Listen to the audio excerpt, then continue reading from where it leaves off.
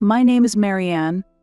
At the start of last year, I overindulged in gourmet food and gained 3 kilograms, so I'm 45 years old and dieting in anticipation of this coming end-of-year holiday. If I lose 3 kilograms now, it won't be a problem if I gain 3 kilograms during the long holiday, right? Right? Isn't that the point? Haha, you must be joking. There's so much delicious food from Christmas to New Year's. It's a happy problem. I'll probably end up buying myself Valentine's chocolates too. Oops, I'm drooling a little. Looks like I'm going to gain weight again this year, oh dear. Well, today I have a winter episode I'd really like you to hear. It's a story from when I was 25 years old. After dating for several years, my engagement to my boyfriend, Scott, was decided, and I introduced him to my parents. This was the so-called marriage greetings. My parents liked Scott, and the marriage discussion should have gone smoothly, but there was a problem.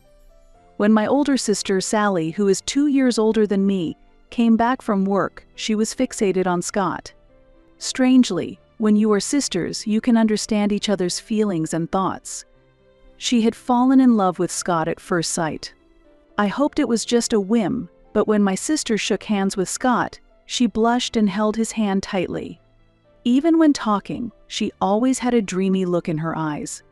I don't think it's appropriate for a sister to behave like that towards her younger sister's boyfriend, but she must have done it unconsciously. Human emotions are uncontrollable, and I continued to pretend I didn't see anything, believing my sister wouldn't pursue a serious relationship. However, after Scott left, my sister, who had just come out of the bath wrapped only in a towel, confronted me. "You should call off the engagement," she declared. According to her, that man is a philanderer and you can find someone more suitable. She continued to slander Scott.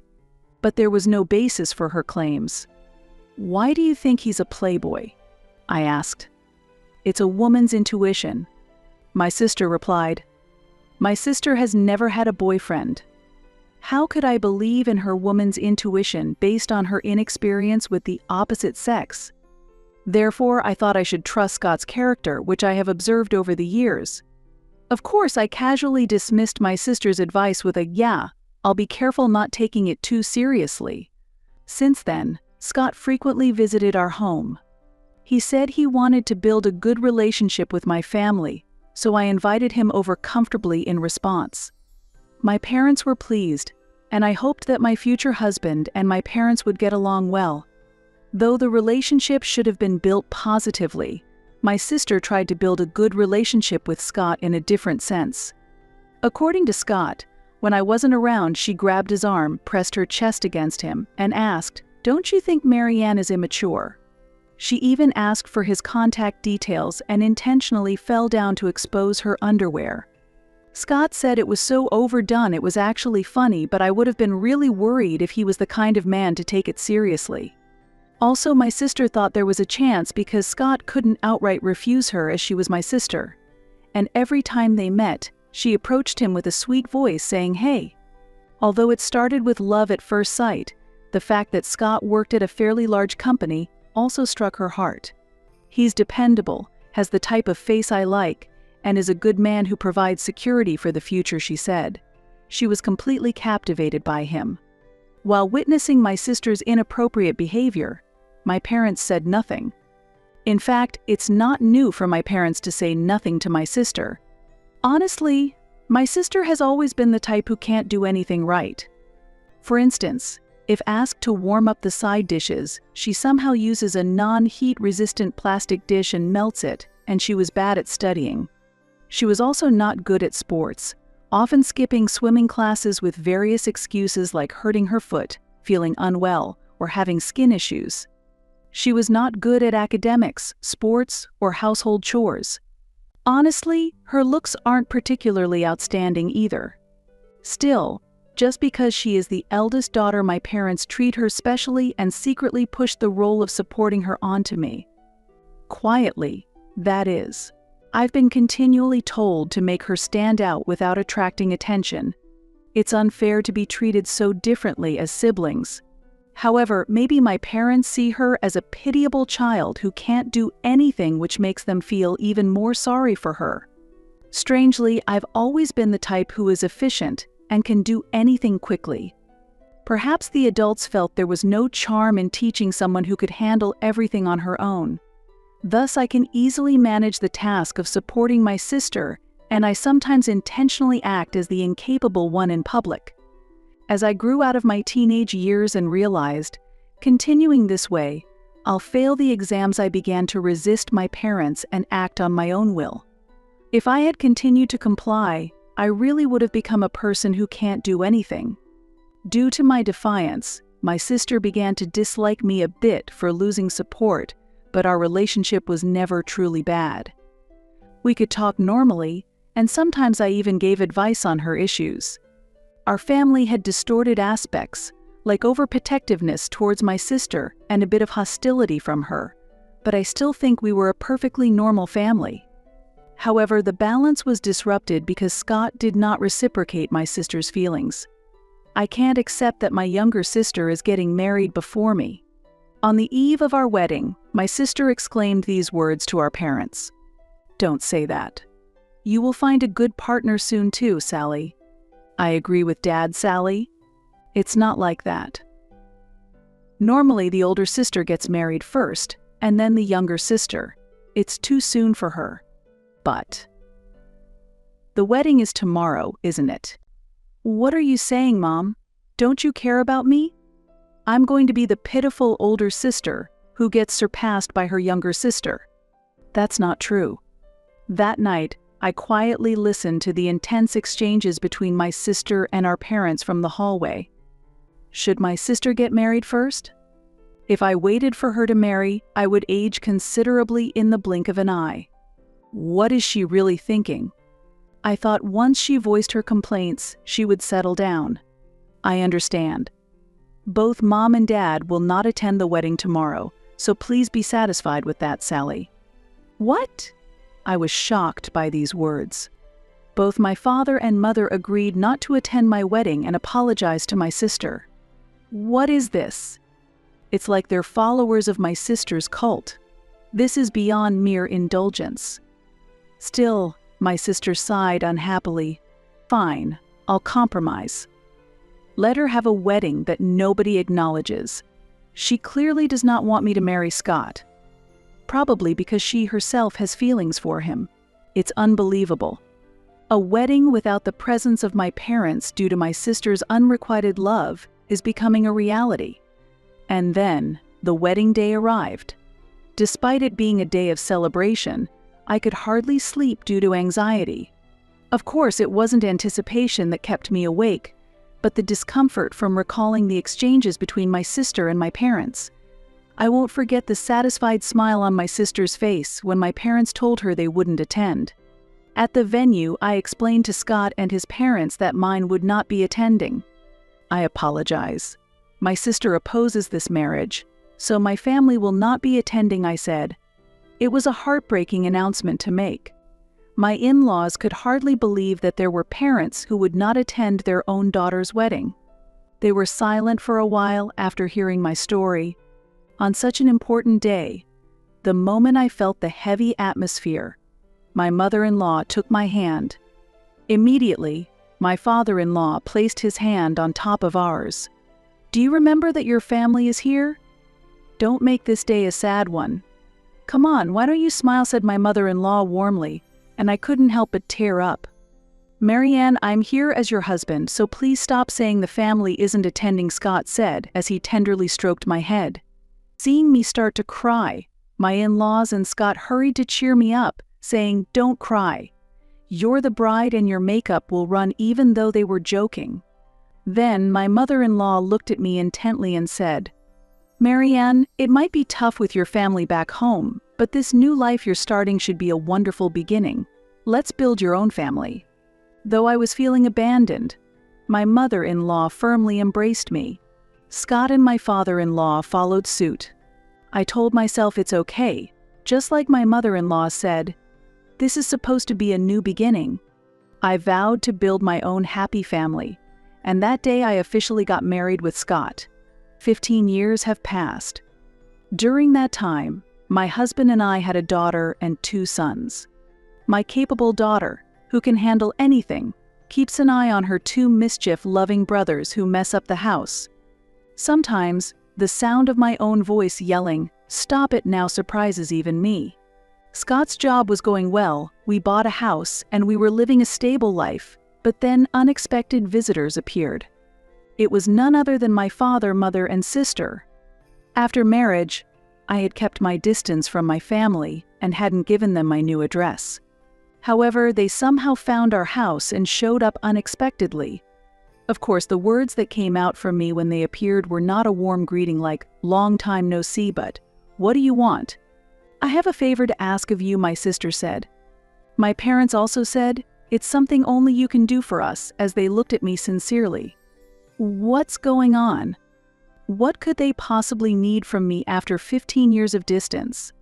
Half in anticipation and half in fear, I remained silent as my mother spoke up. "We want you to give Scott to your sister."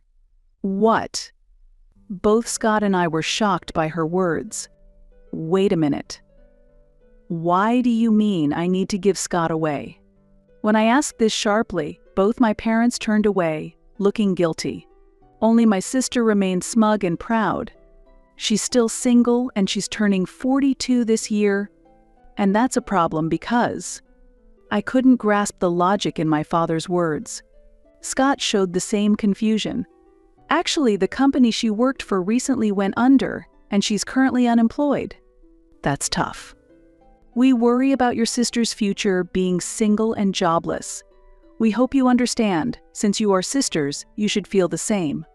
I silently countered their serious looks with, "No, I don't think so," in my mind. Curious about what they would say next, I was frustrated with my father's slow speech. I held back unnecessary comments, eager to hurry his response. "She's always liked Scott. And she's still alone because of that.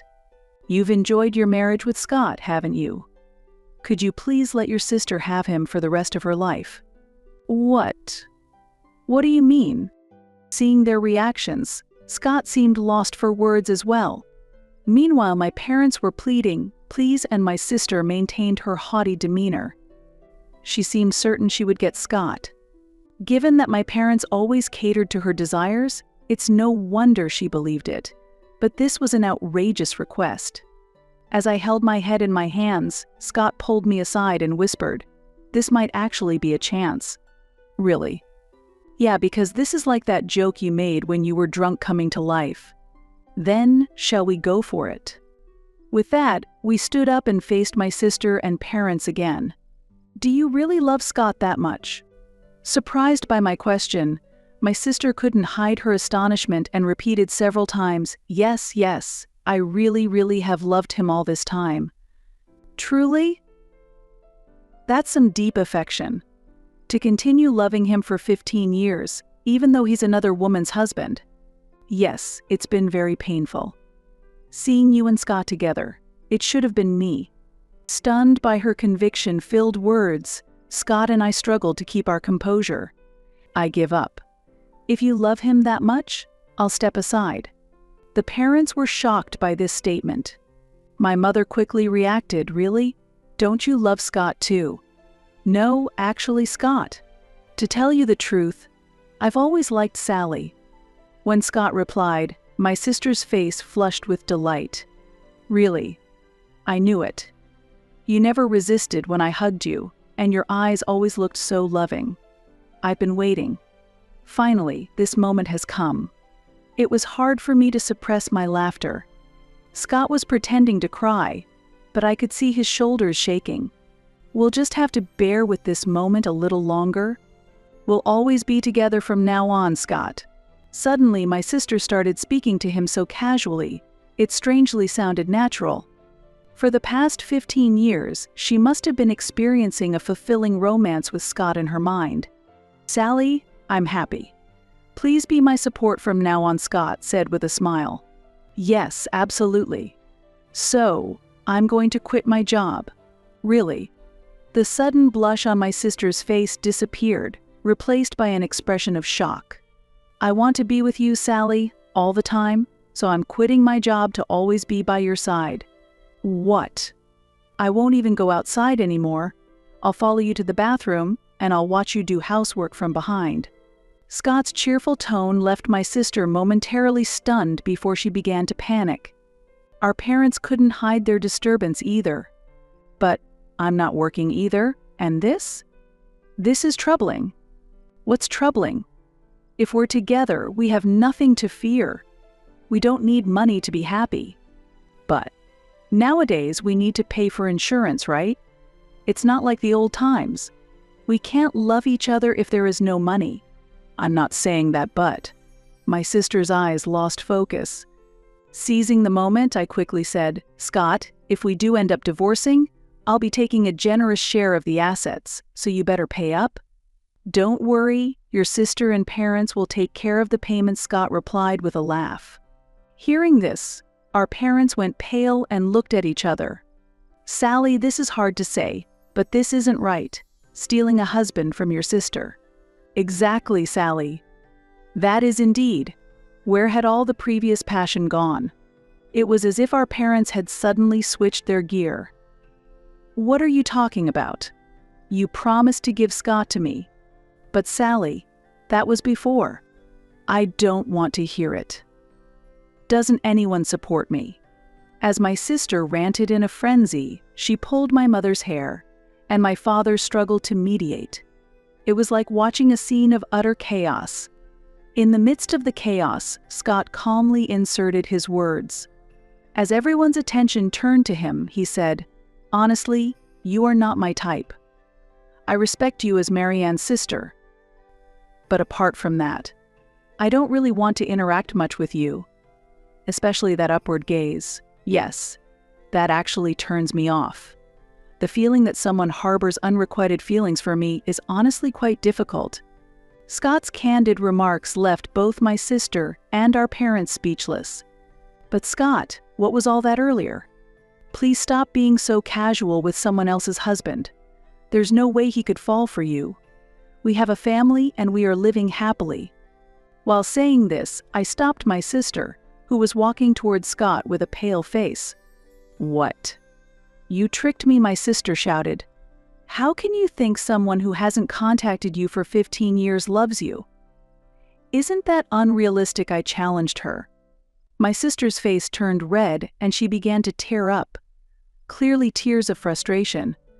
If you were truly an attractive woman, maybe. But no one finds charm in someone who is unemployed, dependent on their parents, and can't do anything because her mother has always done the household chores. With those things at your age, any marriage wouldn't last long. As I spoke plainly, Scott chuckled quietly behind me. Struck by the truth of these words, my sister began to cry loudly, unable to stop her tears. Our parents tried to comfort her, but their faces bore confused expressions, as if saying it's really true. Therefore, I'm not handing over Scott. With that being the case, please give up, Sally. At this, my sister began to cry like a child. It was an unseemly sight for an adult. She really hasn't grown up. Take this experience as a lesson, and please don't involve yourself with us again. No matter how much trouble you find yourself in the future, don't expect any help from us. With that, I slowly closed the front door. When the children asked, "What happened?" I responded, "It's Halloween season, so it seems a ghost came early." My eldest suggested, "Let's exorcise the spirit." Although I stopped that idea, it almost seemed like there was a wailing ghost outside, as we could hear my sister crying. Another 5 years passed, and she remained single. She managed to find a job but was eventually fired for inappropriate behavior and caused trouble by rushing into marriage too much, leading to her being banned from matchmaking events. It seems she might stay single for life. My parents are working part-time even after retiring, saving money for her sake. They probably realize they can't rely on her for their future care. I hope they feel the consequences of indulging her after all their hard work. Now, I spend my days as a homemaker without worrying about my children's school fees, thanks to my intelligent children and a husband with a stable income. Sometimes I wonder if working outside could have helped me quickly burn off the calories from overeating during the end-of-year holiday. My daughter, already slim, is entering her growth phase and wants to start dieting, which I'm persuading her against. You can think about dieting when you're older like me, I advise her. My 2 sons love dancing and recently showcased their talent at a local event, winning several awards. They confidently say, "We're going to be in BTS one day." So, I sincerely hope BTS continues as a group until my sons are grown-ups. We enjoy regular visits from my in-laws, who are as dear to me as my own parents, sharing delightful meals. When the children have spring break, we plan to take a spa trip, looking forward to spending quality time together. Though there were many difficulties before marriage, my daily life through marriage has been filled with happiness, deepening the true bonds of family. I hope for continued health and long life for everyone to share more precious times with our family. My name is Sylvia. I am 28 years old and have a creative job at a gaming company.